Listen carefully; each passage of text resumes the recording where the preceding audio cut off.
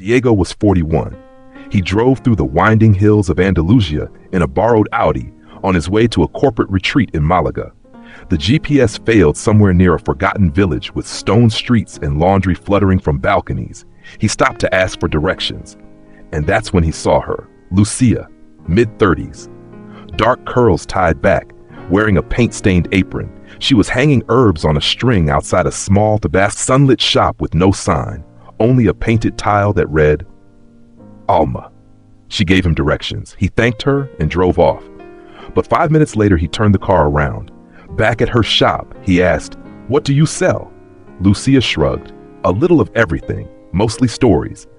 Inside, there were hand-bound journals, glass bottles filled with handwritten wishes, dried flowers, and paintings that looked like dreams someone had almost forgotten. They talked. Diego didn't tell her he ran a real estate tech company. She didn't tell him she used to be someone else. He stayed too long, missed the retreat, returned the next weekend, and the weekend after that. Over the next 2 months, Diego kept returning.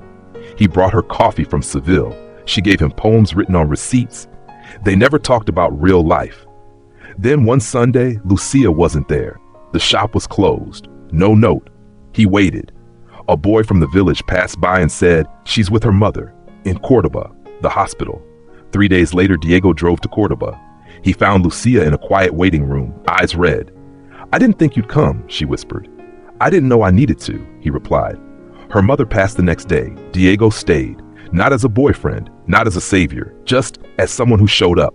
Weeks passed. Lucia returned to Alma. One evening, Diego asked, "Why this? Why the stories?" She said, "I used to be an advertising executive in Madrid. Big title, big salary, but every morning I woke up feeling like I owed someone something I couldn't name.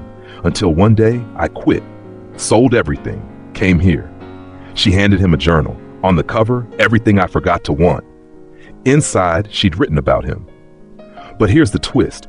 That same week, Diego's company offered him a promotion, a global role. Singapore. It was everything he'd worked for. He didn't tell Lucia. He went to the village one last time, left the journal at her door, and drove away. 2 months passed. Then, one morning in Singapore, he received a package. Inside, a single glass bottle, one of hers. Rolled inside was a note. "The map back to yourself doesn't need GPS. Come find me, or stay lost." Diego boarded a plane that night. Because some places aren't on maps, they're written in people.